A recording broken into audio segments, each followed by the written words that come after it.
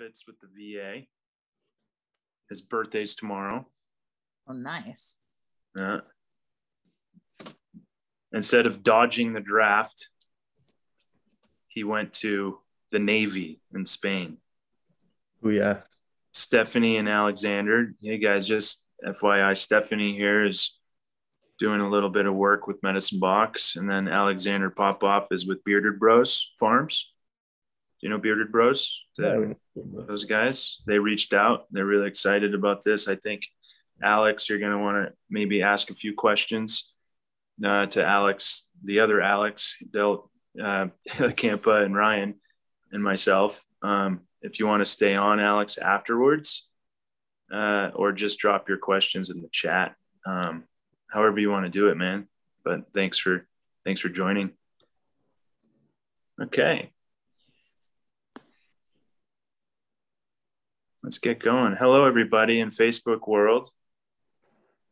Thanks for joining. I'm Brian Chaplin, the founder of Medicine Box, with a mission to co-create human health and happiness while harmonizing a relationship with Mother Earth. And we've been doing these webcasts monthly, sometimes twice a month, to bring in some of those other co-creators that are joining in the mission of Medicine Box. And for the month of November, we decided that why celebrate Veterans Day for only one day, Veterans Day, just like Earth Day, just like Indigenous Peoples Day should be celebrated every single day for the service that our vets, our Indigenous peoples, as well as the Earth provides the rest of us, as we're all interconnected here on this Earth. And I have two great friends that I've met along the way in the cannabis space, Ryan Miller and Alex de la Campa. And we're going to be talking about educating veterans about plant medicine, supporting their growth and healing through mutual assistance, personal development, and community service. 5% of our sales profits in November will be donated back to their organizations, and we'll be talking about their organizations today. And I wanted to start us off with a little bit of a bio with Alex, and then Ryan will let us know about his bio as well. But I met Alex in Joshua Tree in 2018, 17. It's all a blur at this point, but I remember hearing him talk about the work he was doing with vets. And I said, someday we'll connect and work together. And that someday was last November in Tulum, when I was there with the Art With Me Festival, and Ryan and Alex were on a panel discussion. I'm looking at these guys like, wow, they're super familiar. Like, I think I know them. And I went up to Alex and he pointed at me. He's like, "You're Medicine Box, right?" And I was like, "Yeah." Like, Alex, right? And then it was boom, off to the races. So it's really good to be back, guys. And that just shows the power of being in the on the path and the medicine path, and working with plants and bringing social and environmental responsibility to what we're doing. So Alex is the founder of A Future for Veterans Foundation, and he serves as an advocate, teammate, consultant, advisor, founder, facilitator, educator, and lifelong learner. And honoring those who have gone before him, Alexander served with merit in the United States military from 2010 to 2014, and holds tightly to a sense of purpose and commitment to duty, continually advocating in the fields of affordable housing, education, environmental protections, and veteran rights. While attending to his undergraduate at San Jose State University, Alexander deployed with veterans nationwide to support Indigenous rights and continued access to land and water during the Standing Rock protest in North Dakota.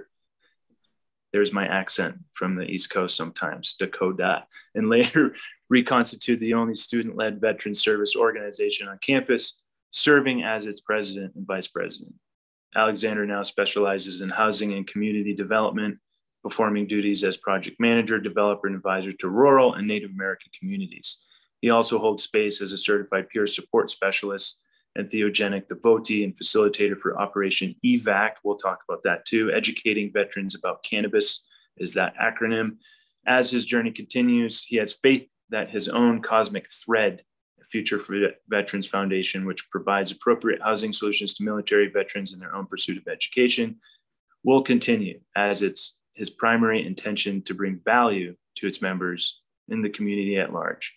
Alexander graduated in 2019 holding a bachelor's degree in sociology and a concentration in community change, and is currently a grant recipient of the NFL Salute to Service Yoga certification through the Veterans Yoga Project. What does this guy not do? And his associate friend, brother, Ryan Miller, is with us today too. Ryan, I don't have your partner bio here, but if you want to just give us a 30, 45 second kind of high level of how you work with Alex and what you're doing here as well. That'd be great. Yeah, thank you. Thank you for the invitation. And that's a tough bio to follow. Well done, Alex, especially the cosmic thread. That was fantastic. My name is Ryan. I was born in San Francisco, deployed to the Marine Corps after high school. And I, served in Okinawa, Japan, deployed to Brunei, Bali, Indonesia, Malaysia, Singapore, Philippines, Hong Kong, Thailand, Australia, and Korea twice in the 4 years. And I was active duty on 9/11. But really, I didn't mention Iraq and I didn't mention Afghanistan. And when I got home, that's what everyone was interested in. And so sort of like a warrior without a war, I had this big void in my heart that I didn't do enough. And that inadequacy led to a lot of negative coping strategies: obesity, alcoholism, excessive pornography use, self-harm, ripping out my toenails. And, the plant medicine and getting involved with my community has really helped bring me along into the, more healed state that I am today. I did, reconnect with Alex on the bus to Standing Rock, North Dakota, for that pipeline resistance. And when we returned back, we've really kind of grown a lot closer together. And so I was excited to meet you in Tulum. I love what you said about, when you're on the path of the plants, the universe aligns what you need. And I believe that, God's work is always underfunded. And when you're like a karmic warrior, you serve for like the next life. And you serve, it's like your bodhisattva to like ease the suffering of the world over your own and make the sacrifices that require that. And so thank you for, partnering with the Future for Vets. Thank you for, hosting us. And I'm really excited for this conversation. Awesome, Ryan. Well, let's get to it. Thank you guys for joining, and thanks for everyone that are joining here. If any questions come up, drop them in the chat, and I'll make sure to get to those at the end of the conversation. But let's just get right into it with Ryan and Alex. Tell us about your organizations and why they are necessary for the U.S. veteran community. I just want to throw my welcome and thank you, Brian, for hosting, of course, and offering that story of, the synchronicity, right? The way me and Ryan connected, Ryan damn near saved my life, when I first got out of the military, as he was doing his thing at Harborside. And then we reconnected in that synchronistic way out in Standing Rock. And in the same way me and you came back in Tulum, it all came coalesced. So I'm grateful that everyone has continued to follow that path, which led us back here. Mm-hmm. And I would say that's exactly why our organizations, A Future for Veterans and Operation E.V.A.C, are necessary to the veteran community, is because we are committed to following that path. Everything from the way we organize our programming, to the donations that we accept, to the procedures that we adopt to, work with our community. It all comes back to providing access to the plant, access, or even considering what could be considered medicine or recreational, or, on the other end of the spectrum, poison. So bringing intention back to these things, being aware of culture and how it works in our community and then how our community is seen as a canary in a coal mine for the overall U.S. culture at large. Mm-hmm. So what we focus on is food, shelter, water. And, I'd like to let Ryan work on, the plant medicine question a little bit. Yeah, thank you. I think, Operation E.V.A.C exists to support veterans and help welcome them home. America does a great job sending young, poor people to go fight wars overseas, but not such a great job at welcoming them home, reintegrating them into the community, and sort of distributing that burden of warfare among the village. And so that's what Operation E.V.A.C does, is hold space. We sit in circle and we share our stories, try to practice on forming positive narratives. We set goals for the week. We have safe space, check-in for vulnerability. Sharing our stories, expressing ourselves helps relieve that burden of trauma. And being able to listen to these vulnerabilities really enables us to understand that we're not alone. And so if an elder or someone else kind of had a problem that I had and they were able to overcome it, then maybe I can too. Mm. And so, cannabis is a huge part of our platform. We've collected and distributed hundreds of pounds of cannabis for free to our community members. And we've recently started redistributing psilocybin. With that, I will say that, plant medicine is doing a great job getting veterans off of the opiates, off of the alcohol, off of the hard street drugs. And it's, really fantastic, transformative results. It's also really good bait to get folks to come in, create a community, avoid the isolation and hibernation that we often do when we've experienced trauma, and create relationships and form a community. And in that community, beyond sharing our stories, we also meditate together. We use a practice called I Rest Yoga Nidra. It was developed at Walter Reed. Our practitioner, Jane Leonard, has been providing this service for years, and she's fantastic. And so that's essentially enabling us to strengthen our inner resources, because life is triggering, right? Things happen, there's ups and downs. And with the equanimity that we can find from within, with the assistance from these plant medicines, we're fully capable of healing, adapting, growing, and overcoming.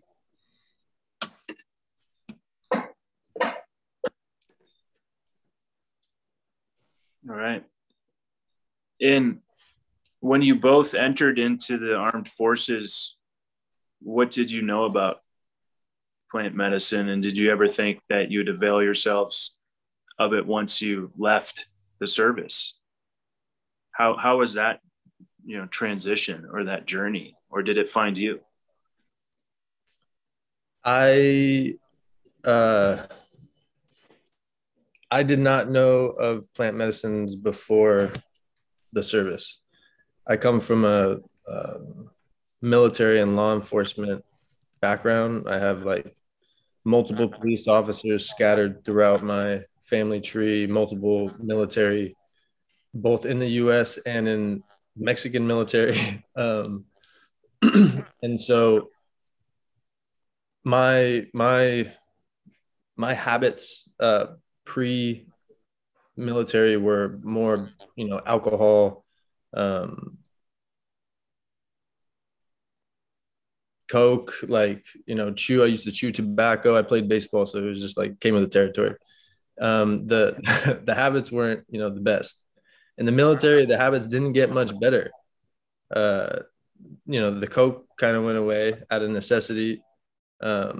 The alcohol became a much bigger crutch for me, as well as more just self-destructive behaviors in general. Plant medicine, I think, and this is what I attested to before, is Ryan's support and me being able to access plant medicine. So I didn't access, cannabis really until late 2015. I was injured, pretty much immobile, paralyzed. Like I couldn't look down to see my toes. I couldn't get out of bed in the morning. I couldn't sit myself down to go to the bathroom. Sneezing was like the scariest thing in the world for me. And alcohol wasn't doing me any good. I was, starting to gain a lot of weight. There was a lot of frustration and things happening.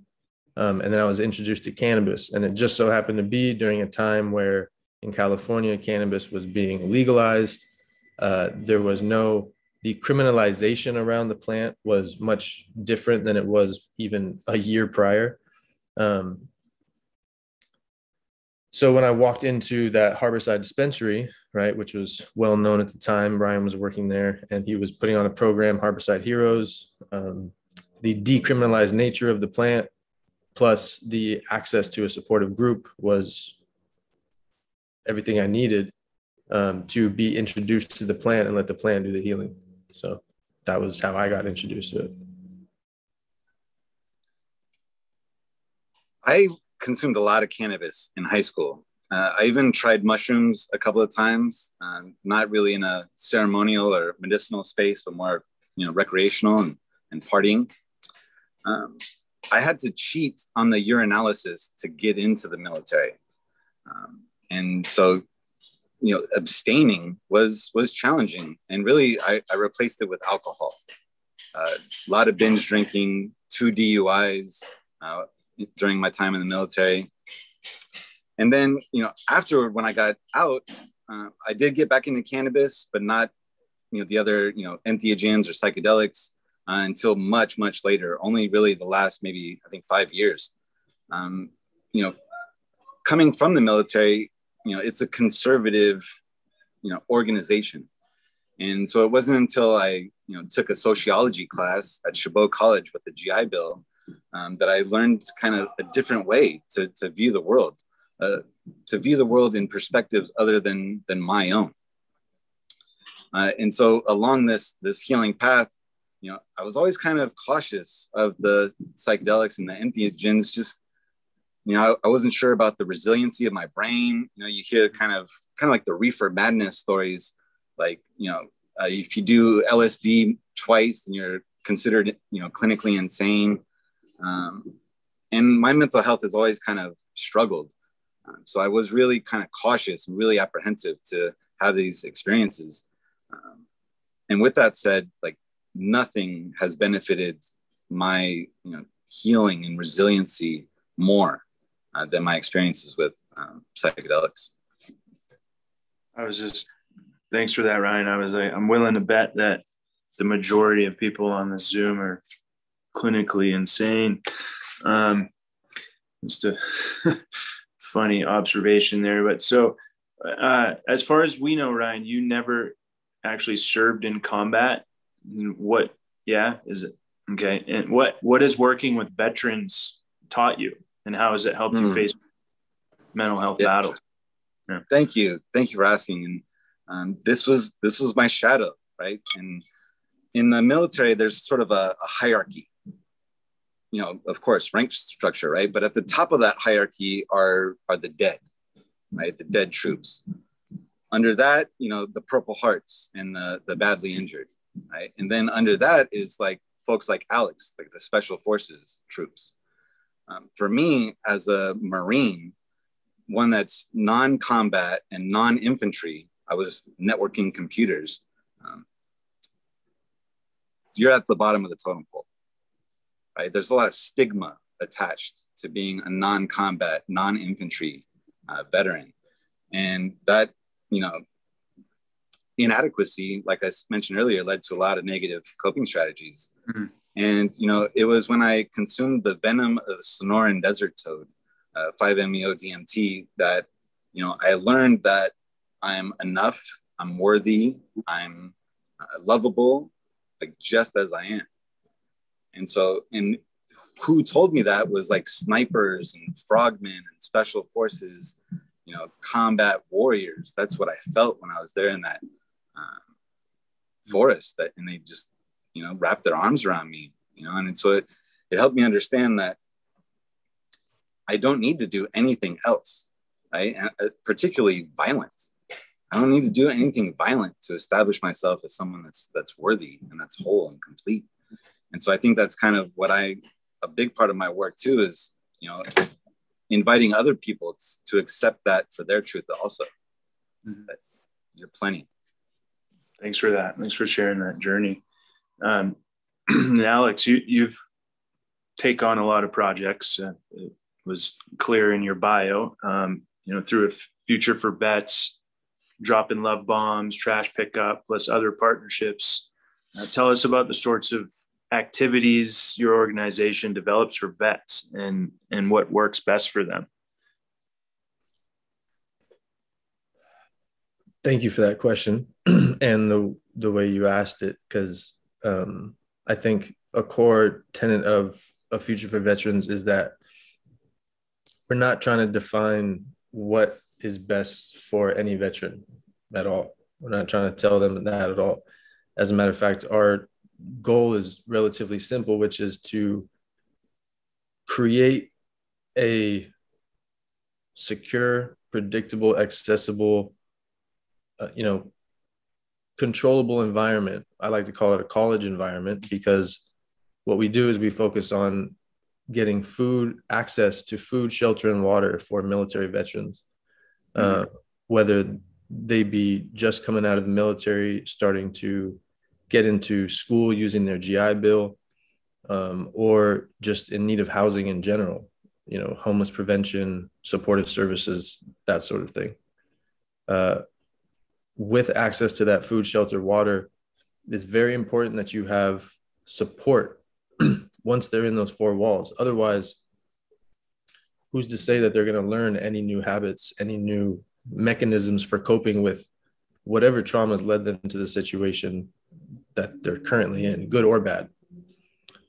So those partnerships that you talk about are key.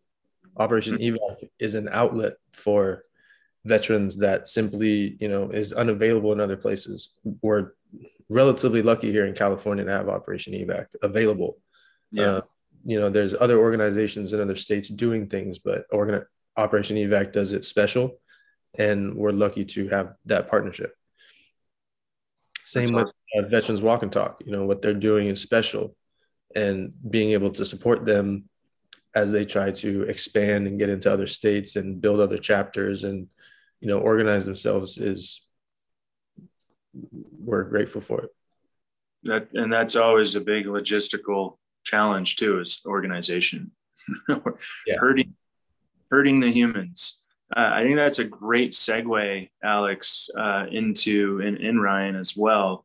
The biggest issues facing veterans that those outside the community like myself and our listeners may not know about, right? I always like to say is like, addicts, I'm a recovering, addict and alcoholic, 9 years, addicts, homeless people, veterans, they're all humans too. And, the people that don't really understand what might be going on inside of us can very easily judge the external. So we'd like to really know, like, what are some of these big issues that are facing veterans right now? Wow, that's a fantastic question, man. And thank you for sharing, your own experiences, particularly from a position of vulnerability. That's beautiful and sacred, so thank you. I think that, what we're finding is a lot of troopers are coming to the military with already having experienced trauma. The military industrial complex and the prison industrial complex intersect in the same low-income communities. So often we, have experiences with, child abuse or poverty or neglect or, right, tough love. And so that, I think that we have to do a better job protecting children. For me, I was molested by 2 different men in my youth. And I'm curious about how maybe that all this narrative that I told myself around that may have inspired me to join the military and to be someone that's capable of violence, because I'm a man and I'm going to prove it, right? And so I think it's, and the military is good at, boosting up that self-esteem, right? Giving you that confidence, giving you that, like Alex said, that teamwork. But once that's gone, it's something that is really unimaginable about what that void is, like what disconnecting from that tribe and coming back to the, socially stratified America is quite the culture shock. I would imagine the transition part is probably excruciating for the majority. Absolutely. And there's this quote, it says, America is not at war, America's at the mall, right? The majority of Americans really don't care much, right? So I'm glad there are, indigenous healing practices. I'm glad that there's folks like Medicine Box that really, want to make this a priority. So thank you. You're welcome. Now, Alex, do you have anything to add to that? Yeah, I think Ryan did a great job in explaining where the concept of the canary in the coal mine comes from for the veteran community, as it does for the, children, elderly, disabled, right? These communities that have underlying issues are affected by new issues or traumas or experiences that would otherwise end up affecting the greater community. So I think there's an interesting dynamic in the military where it's glorified to do it, but then it's almost the expectation that when you come out, something is going to be taken from you, that the experience itself is negative. And I don't necessarily think that's always the case. I think what's difficult is how veterans or those who go through the military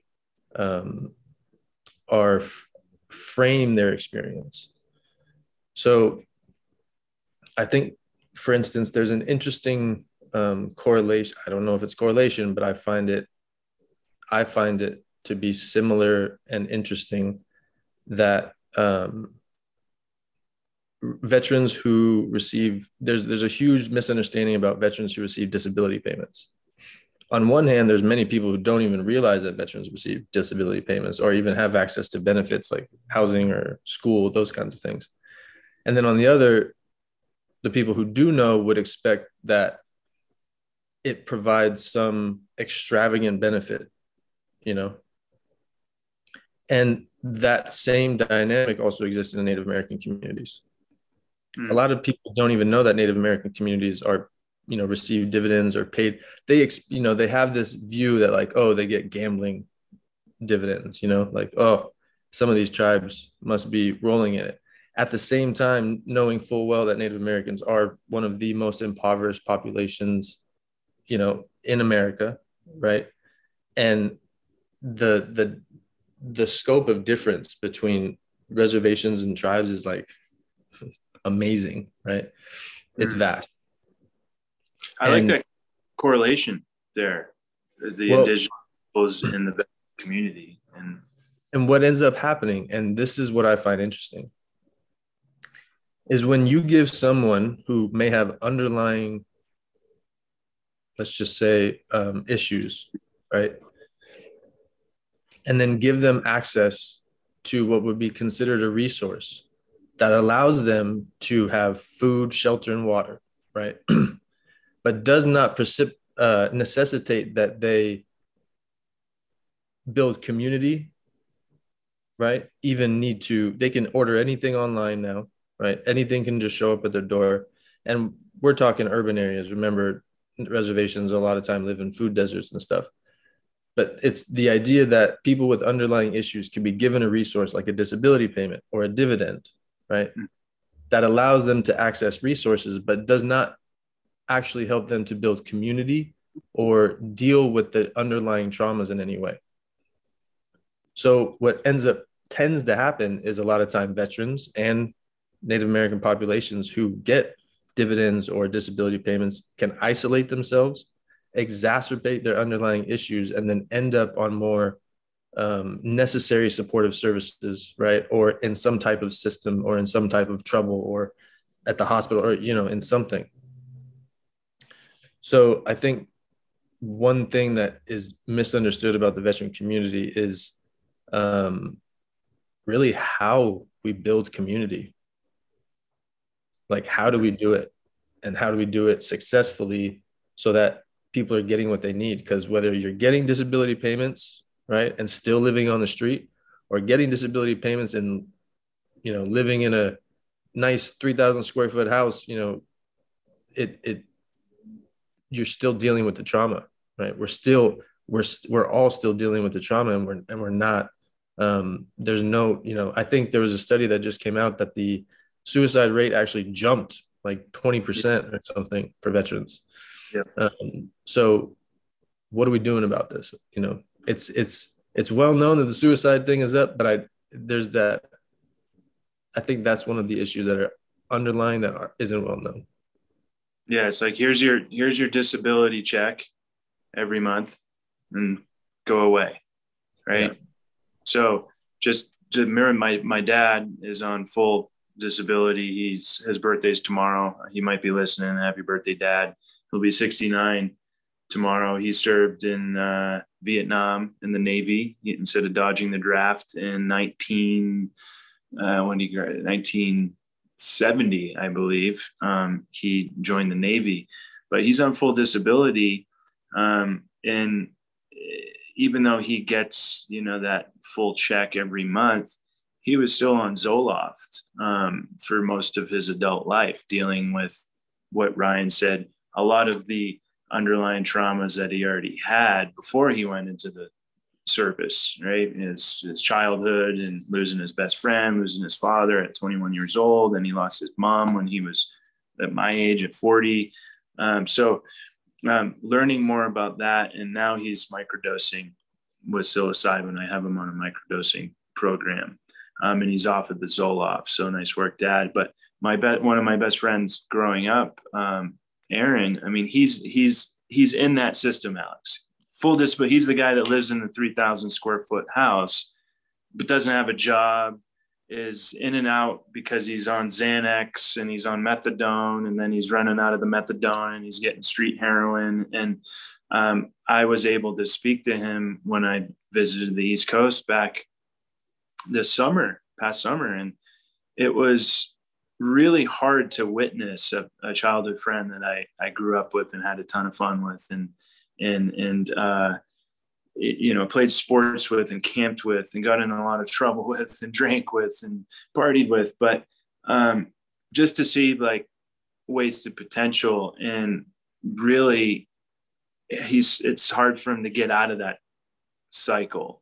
He knows he wants out of it, but it's hard for him to get out of it because he's so like wrapped up in the VA system. And I've talked to him about ibogaine. I think I reached out to you, Alex. I talked to him about cannabis, and maybe getting him out here in California, where it's a little bit more progressive and open and accessible. And he's in New Hampshire, live free or die, but there's like not much to, there's not many resources in New Hampshire. So I'm glad you brought that up. And I've seen it, you know, now that I'm more aware from a childhood friend, my father, how, you know, the systems that are in place, military industrial complex, kind of just can keep us in where they need us to be. It's in the cycles. It's right? The form of pacification that you see, you know, the highest levels, right? Yeah. How much do you need to be paid to just go away, essentially? But yeah, I really appreciate you sharing that. Or perpetuate. I mean, I think of it too as, you know, it's like perpetuating the harm, and it's perpetuating more of an epidemic with, you know, mental health, with addiction, with suicide. And it's like, right. And I think it's feeding the other systems, right? It's feeding rehab clinics. It's feeding, you know, addiction centers. It's feeding counselors and psychiatrists, and also increasing like homelessness. And I think that's something to look at that not many people see and don't understand. and it comes from the systems that are in place and holding us down in place. So and on a personal note, I would just add that, like, you know, money isn't the medicine, right? And for military, it's even less of a motivator usually. Yeah. So for them to try to fix it with that, it's the wrong Band-Aid. I like that. Let's bookmark that, Justin and Alana. Money is not the medicine. Ryan, you looked like you were itching to say some things, and then I want to get into a few more questions here. Yeah, just real quick. I think I'm glad that a lot of veterans are getting disability. Economics is a big part of our challenges. We're recruited out of poverty and then discharged right back into poverty. And that weighs on a person, especially a person that, risked their lives, right, for this land. But there's one kind of shadow side of disability that we don't really talk about. And it's that the financial security that disability payments bring is attached to maintaining symptoms. So if you get this, MDMA therapy, or if you get some, EMDR, or you connect to a community like Veterans Walk and Talk or Operation E.V.A.C, and you achieve healing, right? You achieve recovery, that is going to put your financial security at risk. That disability percentage can and often will get lowered.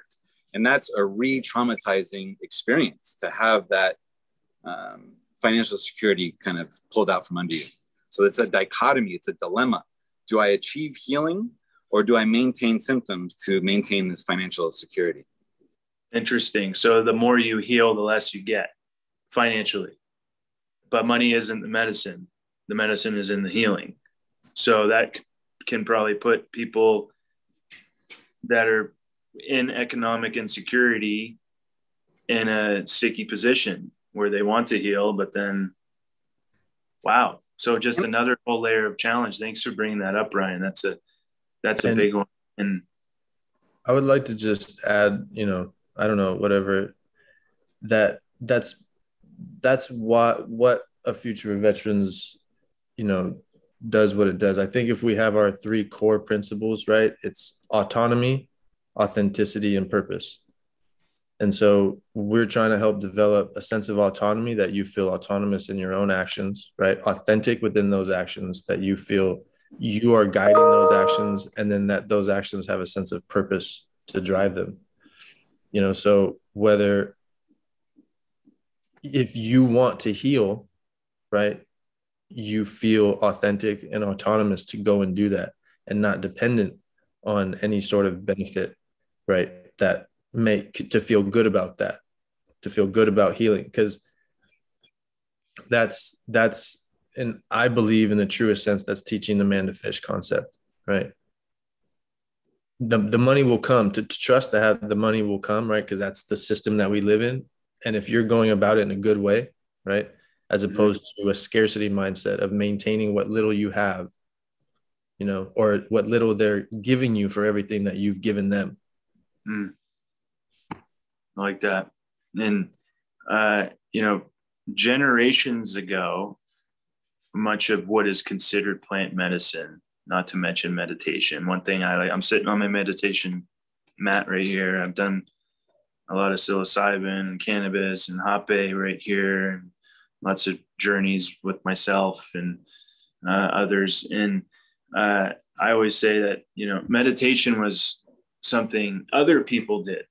It wasn't what Brian did. It was what those other strange people, or in this question, the enemies of America.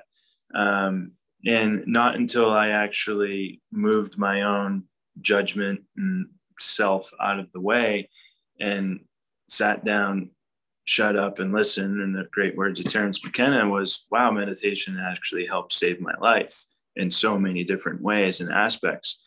And I think it's still something other people do, plant medicines, but now we're being way more outspoken about it. Now, do either of you encounter that in your work when you're still heading out into the veterans community, like that it's counterculture, that it's like, not for me, it's the enemy of America? And I would imagine, because it's working with veterans and it's part of the military industrial complex, they might not want that. They might not want the people to awaken and open up to their, highest self. Yeah, that's a great question. That's why, meditation through I-Rest Yoga Nidra is really such a cornerstone of our practice. We've done sound baths, right? And so, having an old Vietnam veteran in a wheelchair getting blasted by a didgeridoo, right? And he's saying like, it was emotional for him. He like released trauma from his bodies. And so it's really, about exposing these troops to these alternate kind of forms of wellness.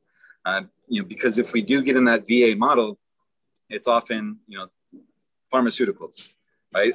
We got to give the VA credit though. They are doing a lot to get, access to yoga, chiropractics, acupuncture. So, they are responding, but it's a big ship that turns slowly. Yeah. I think that's one of the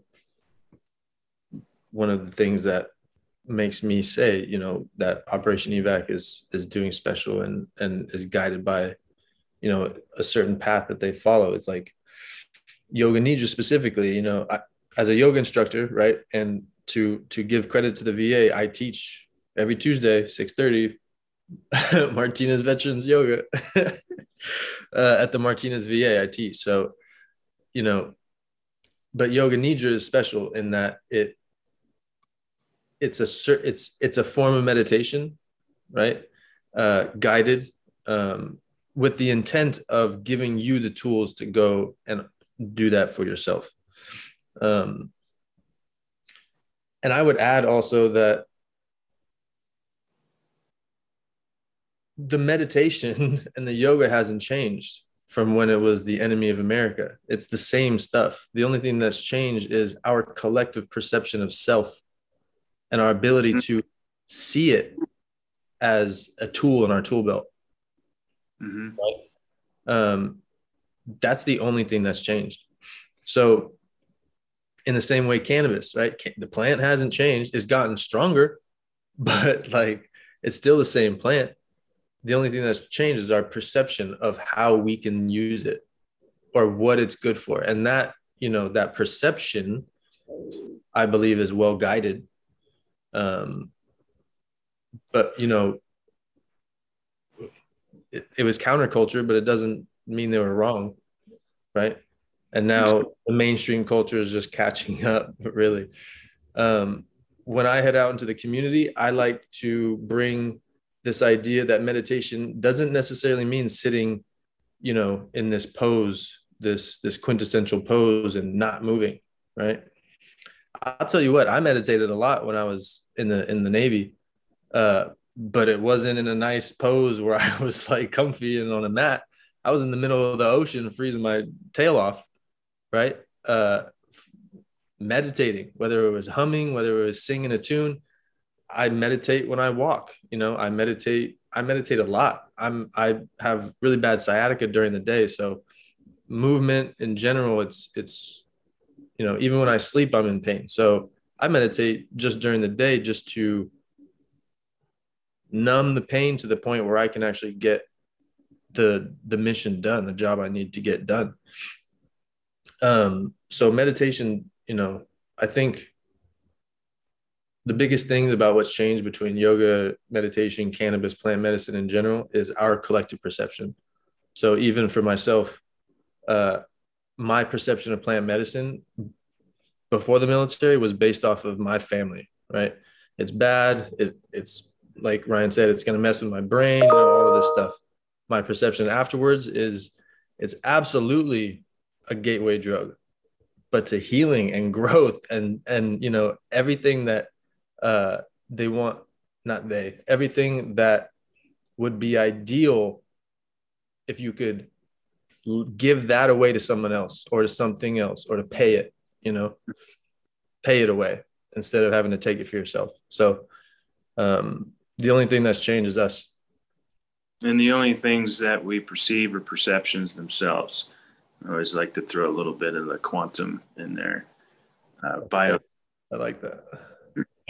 And also to mirror what you said about the meditation, Alex. It's like, it doesn't have to, I always say, it doesn't have to look a certain way.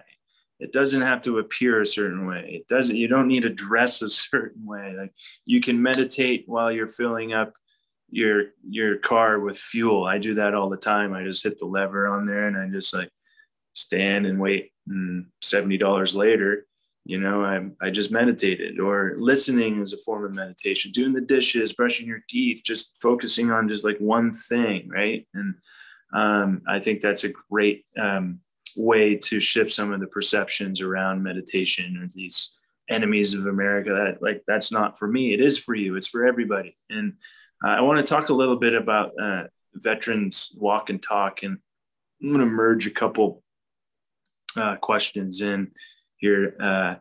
So with the walk and talk, that's one of the charities that Justin Bieber is giving back to with his Peaches pre-roll brand. How'd you make that connection? And then also Veterans Walk and Talk works with psilocybin, and there are also groups like VETS, which VETS, capital acronym, which work with ayahuasca and ibogaine. And if vets are interested in working with these medicines, how do you accommodate them? So how do you make the connection with Biebs, and how do you accommodate veterans that are, their perceptions have shifted and they're like, I'm ready to go. I'm ready to go on a journey, boys. Let's do it. So all credit for the work and effort that Colin Wells and Cookie Wartev put in with Veterans Walk and Talk, to whether it's, marketing, branding, being out there at 5 o'clock in the morning to make sure people, find where they need to go. They do a fantastic and fabulous job, and I'm happy to be able to support them. The connection that they made with Bieber was due to their hard work and, access to brands and dispensaries and just people in the space that I guess have that pool. Palms is the actual brand that is working with Justin, and Palms reached out to Veterans Walk and Talk to secure that partnership with the Last Prisoner Project. My role in that is simply to make sure that everybody's taken care of, that the veterans have access to their services, their hikes, access to the medicine. That's my role, and make sure that veterans get that way. When it comes to psilocybin and other plant medicines,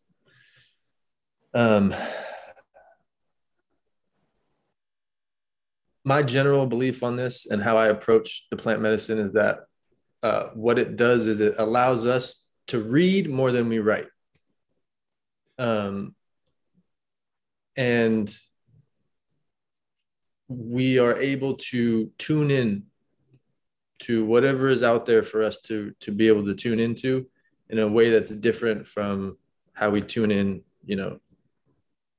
through this perception. Or, that's tainted by sugar and coffee and, adrenaline and stress and cannabis and alcohol and everything during the day. So who's to say what's really, purely tuned in? But with a future for veterans, again, I focus on the food, shelter, water, and then I partner with the organizations that are doing the good work to get veterans access to the tool that they're seeking. Operation E.V.A.C, right? When it has been doing this work with cannabis for 7 years now. So now they're working with psilocybin. They have fabulous partnerships and sponsorships with like Galaxy Labs, and Veterans Walk and Talk is working with like King of Spores and Inoculate the World and stuff like that, and various sponsors and donors. So we're in the same way, they're not responsible for growing the medicine, right? They're working with partners to help facilitate their groups. I'm not responsible for being a facilitator, believing that I can, hold the space for the people in the way they need space held. I hand that off to the professionals like Ryan and, Colin. My job is to make sure that people get housing, get access to food and water, man. That's awesome. That's how a good partnership should be, right? Highlight everyone's skill sets, stay in your lane, check in, high five, make sure everything's good to go. And, you know, Ryan, you used to work with Harborside. Harborside was one of the first dispensaries that I went in. I started my illustrious cannabis career growing in Dutch Boy Studios in Oakland, 42nd and San Leandro Street back in like 09 to 2011. And then things got really weird around there. Too good to be true, right? When you open up a big warehouse and say, come on over, you can cultivate here. Prop 215. So Harborside, huge name. You know, how has the industry stepped up in terms of its work with the veterans community? And for both of you, you know, what sort of instructions do you give on cannabis medicine for vets? Yeah, Harborside was, you know, a fantastic organization. I'm glad I served in it while it was still a health center. And, you know, I'll always be grateful for, you know, it enabling me to really find what I'm really passionate about and what I'm good at. You know, because I was managing the clones department when they invited me to start a support group for veterans. And, you know, I loved serving patients, elders, you know, even the youth, cancer. But my favorite patient to serve was the veteran patient. And at Harborside, we kind of led the way to get strains like Agent Orange rebranded and removed from the shelf, because it would really like trigger these veterans, you know, because they were already kind of on their guard being in a pot shop. But then again, to see this, you know, product was really harmful. So yeah, I'm really grateful that Harborside, you know, supported and essentially incubated our platform. And we did Harborside Heroes for 2.5 years. And during that time, all we gave away was a tincture and a topical. It was external and internal. And it was a full cannabinoid blend, primarily THCA. And so these weren't necessarily totally like psychoactive plants, but it did a great job to attract members, to create these relationships. And so, yeah, always grateful for Dave Wedding Dress specifically, and Steve D'Angelo at Harborside. That's awesome. And thanks for letting us know that you rebranded Agent Orange. Cannabis taking a little bit of like a PC position. That always triggered me when I'd see that strain come around. Right. And now we have things like napalm, right, that are kind of reemerging. That's problematic. Yeah, Agent Orange, synonymous with Vietnam, killing vegetation, you know, causing cancer. Come on, people. Come on, breeders. It's like someone coming out with a cannabis strain called Burn Pit. Yeah. You know, what are you trying to make that synonymous with? Right. And how has COVID changed the way you guys work with vets? That's a big question, you know, pertinent for our time right now. And then also kind of a dual question there. So how has COVID changed the way you work with vets? And then also I'd like to hear about, you know, compare the work you do with PTSD versus what people are doing over at the VA. And how does it differ? Could you ever imagine or hope one day that the VA will come around to support what you guys are doing in our lifetime?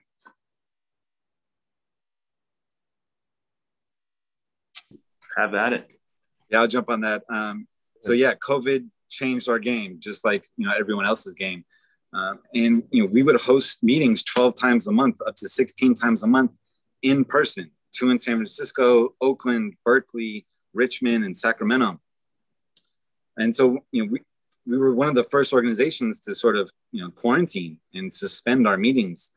Since then, we've moved online to Zoom, and it's got its benefits and drawbacks, right? Drawbacks are the digital divide has impacted our community substantially.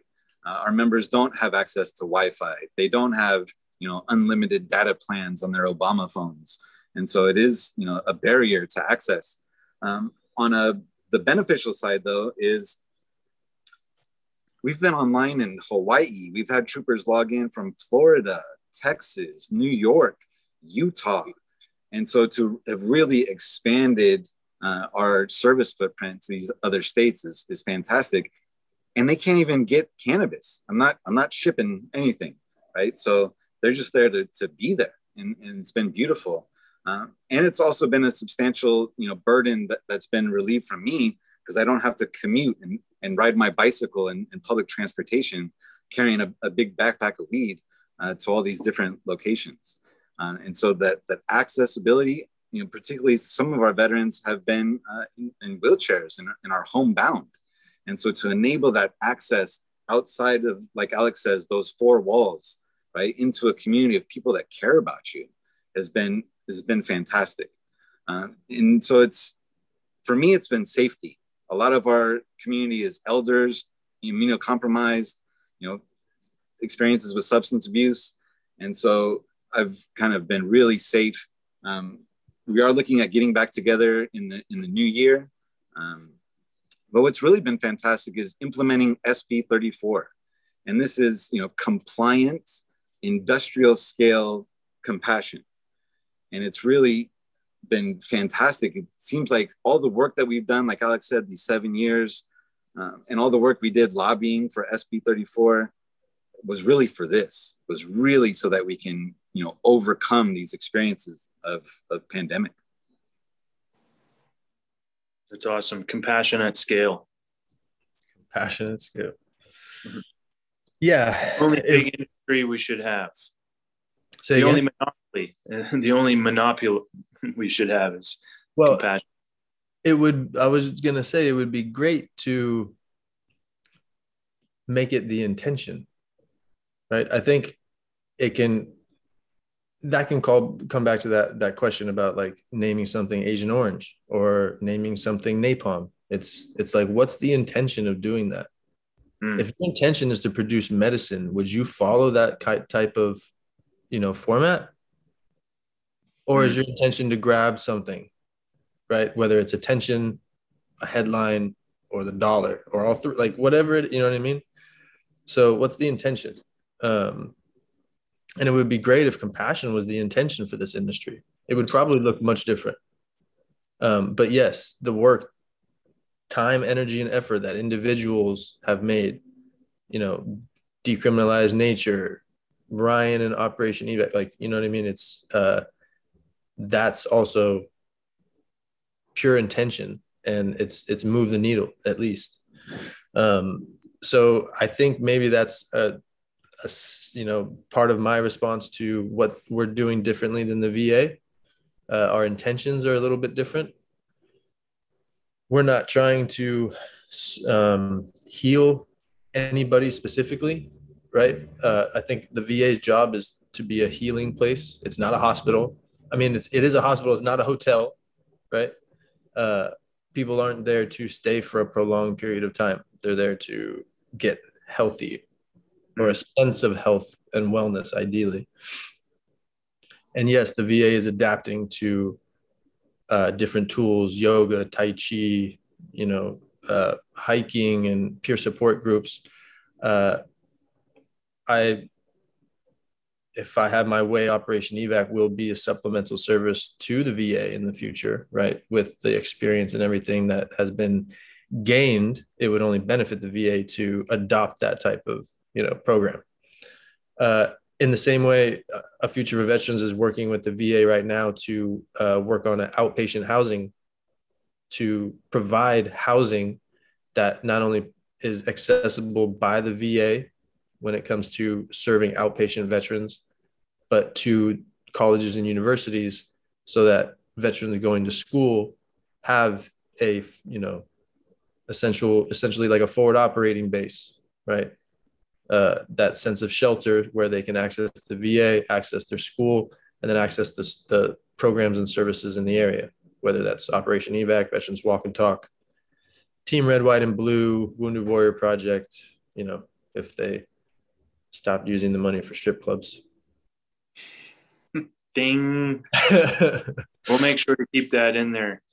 I like that, Alex, is like, it's a supplement, an additional service to the VA, right? That's very humble. You're not like, screw the VA, they're not doing anything. They are doing something, right? But to be able to get recognized for the work that you're doing, it's important to collaborate and come at it from, an ancillary standpoint. And I think that's how you create that win-win. And I hope that works out for you all. And we only have a few more minutes, but I want to get into learning about the sweat lodges that you're organizing in Hawaii. And when is that happening? And what's the goal with the initiative? I had a friend reach out today, like, are you going to the sweat lodge in Hawaii? And I was like, I had to think of, like, where's that coming from? She obviously saw the promotional post I put out yesterday on Instagram about some of the topics that we'd be discussing, but tell us about that. Yeah. So I'm, grateful to be involved in community in traditional Lakota Sioux, community. And one of the ceremonies that I want to bring to the veteran community to bridge this gap is the E.V.A.C ceremony, or the sweat lodge. It's, practiced by cultures all over the world. It's been done for thousands of years. It's not necessarily anything new. However, I find that the ceremony that I practice with, which is traditional Lakota Sioux, the E.V.A.C ceremony, with an altar, when you get that drum going and the songs, it's a really special complementary alternative medicine, right? So if what we're doing is something different to the VA, it's offering these ideas of complementary alternative medicines. So we're trying to bring my chief out from North Dakota, hopefully to California, to put on a few sweats here for us, participate in some good ceremony, and then head out to Hawaii to help another relative Army veteran and member of a Future for Vets who's living on the island. She's having a go of it right now, and is requesting, some support. So what we're trying to do is just facilitate that process, and in the spirit of that, try to build community around it. So we have some good people on the island, nurses, first responders, doctors, who are going to participate in these sweat lodges. And we're hoping to put on a few so that we can bring members of the community in, and, do things in a good way. Obviously all the protocols and precautions and everything in this day and age are going to be advised and looked after. So we're hoping that turns out to be good. We're planning for the end of January, February. Great time of year.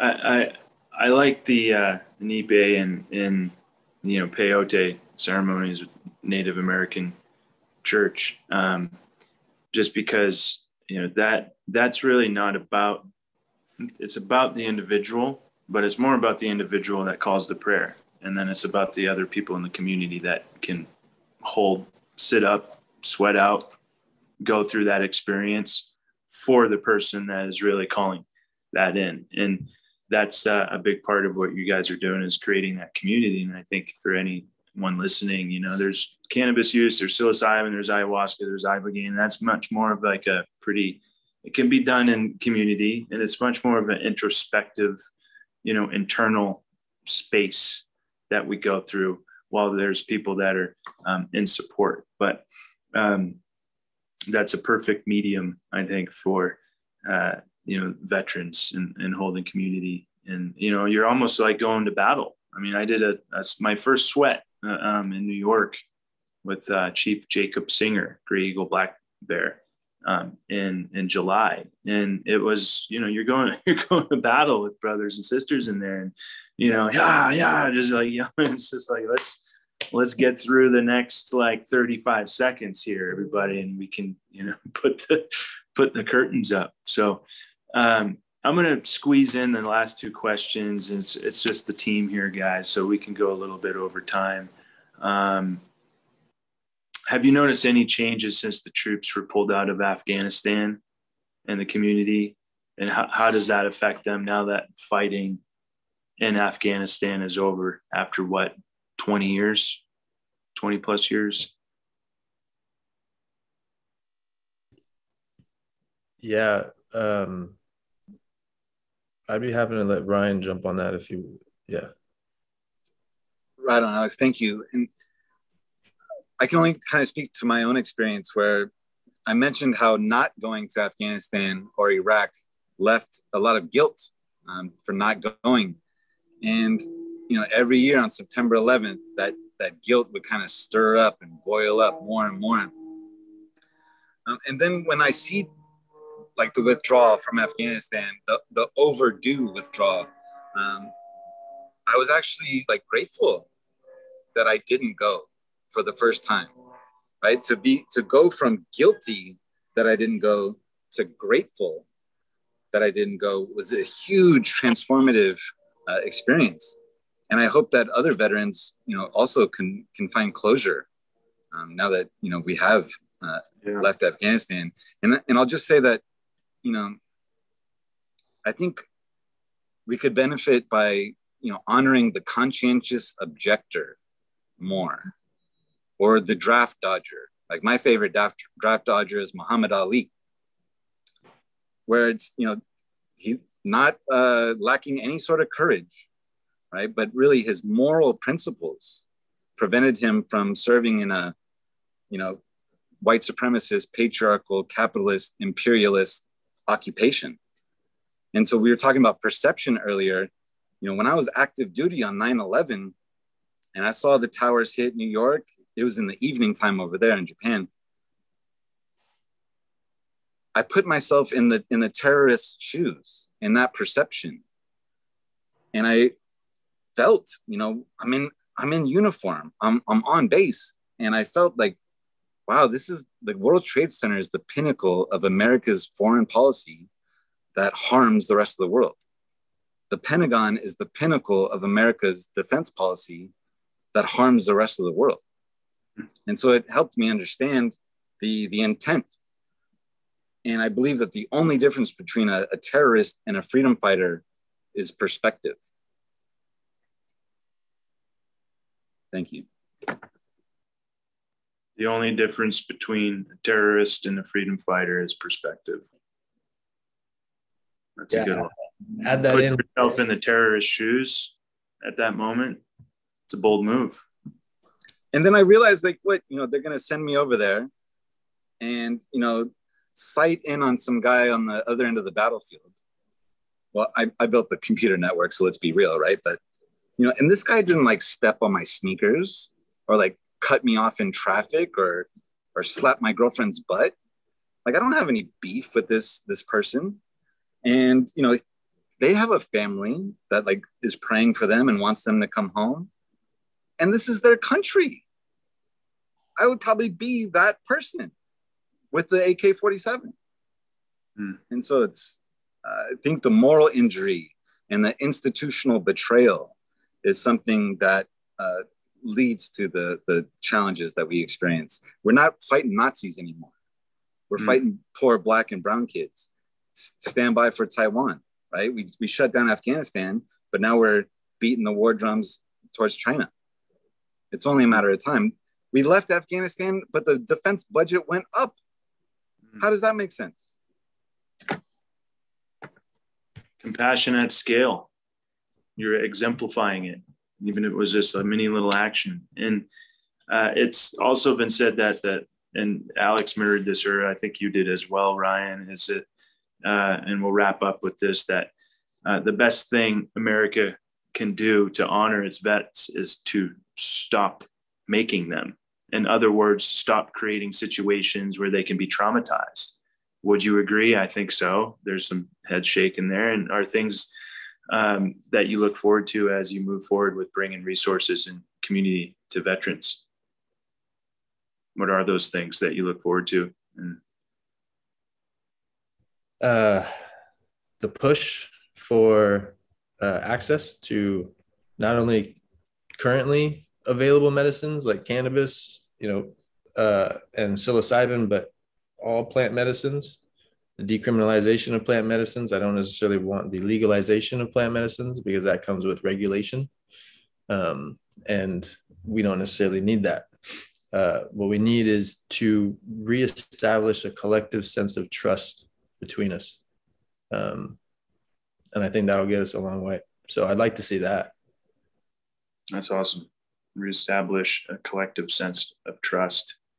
And thank you for saying we don't need more regulations. We need more deregulations, if anything, to create the access that we want. And also too, Ryan, that glad to hear you mention about Harborside, that you really enjoyed working there when it was the wellness center that, you know, Andrew and Steve created. And now I know there's a lot of like variability and maybe instability that's happening there just from hearsay now that Steve's not involved anymore, but Steve's out there doing good things, and you know, wish him well. Andrew's doing good things, and hopefully we can all come back to, you know, cannabis being, you know, a wellness, you know, seen as a wellness tool, and not just this like over recreationalized, you know, high THC,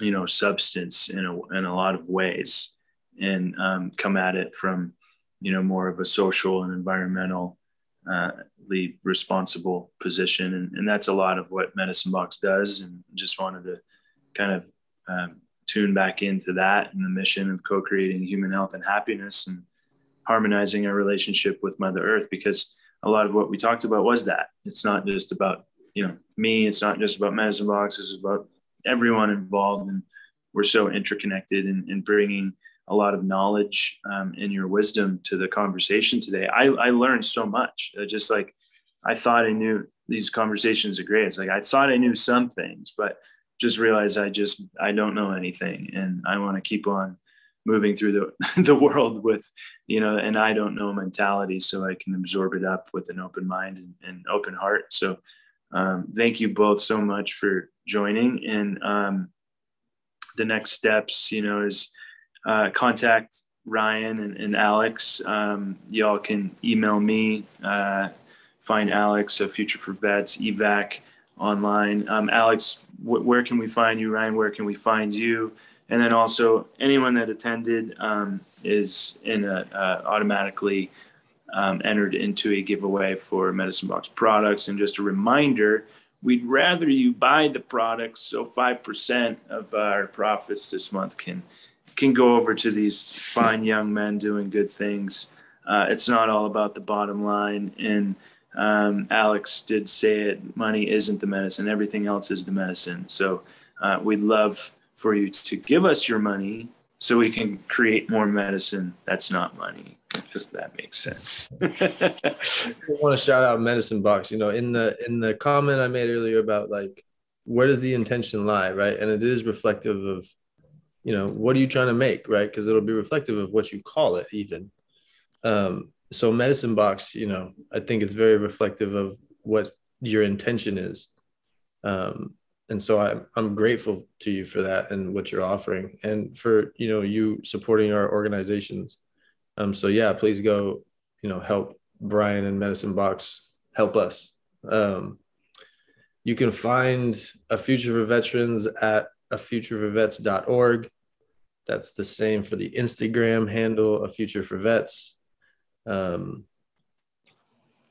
all I got for you right now. I do Facebook, but I'm trying not to. Yeah, and you guys probably saw the comments here, but just to mirror it back, there's some clout. Nancy of Sensi NorCal had to jump, but she wants to follow up with you regarding an article for Sensi California, introducing you to Gallantry Industries, a company that I'm advising, whose mission is to empower veterans globally in hemp and cannabis. You guys should grab that email there in the chat. And then also Alex Popoff of Bearded Bros Farms, who they have a huge following on social media, and they're doing great things. He volunteers with the Veterans Action Council and also an Air Force vet. This has been amazing. I'm planning on listening to the recording and writing an article on it for Beard Bros Farms. I have to run now, but wanted to say thank you for what you all do. So gentlemen, nice job today. We didn't have, hundreds of people listening, but incremental steps to create the compassion at scale. So thanks so much, fellas. How about Alex, you want to take us out and maybe a grounding exercise or just a quick breath work, and then sure. Yeah. And just to comment on the we'll get you on next time, right? We'll do a follow-up. This was the zig. Get you on the zag. The sweat lodges in California, if you're bringing in anyone that's a non-vet, just to hold space, I'm always down to travel and join in ceremony.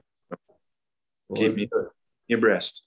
Yes, sir. Let's close it out. So wherever you happen to be, take a moment just to secure that space, whether you happen to be on a chair, on the floor, on a mat. For these next few moments, that space is yours. Eyes can be open or closed. And as you tune into your breath, try to identify the quality of that inhale, where it goes into the body, where it fills up, into that belly, into that chest, into that head. As you focus on the quality of that inhale, realize the quality of that exhale. No need to force, no need to push that air. It's a simple exchange of pressure between you and the environment around you. As you tune into the quality of that inhale and the quality and ease of that exhale, be wary of the room you surround yourself in, the sounds, the sights, the smells, the temperature. All of it's there, all of it's available. And can exist without the need to be either good or bad.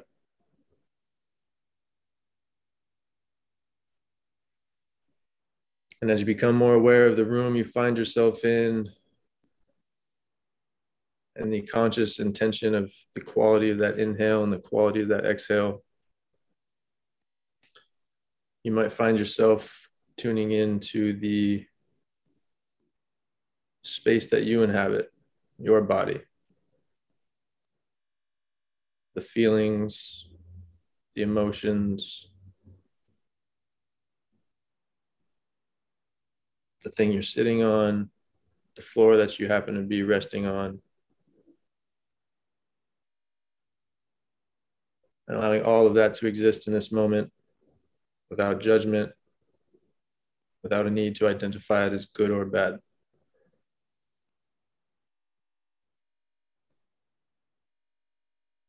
I want to thank you for joining us today.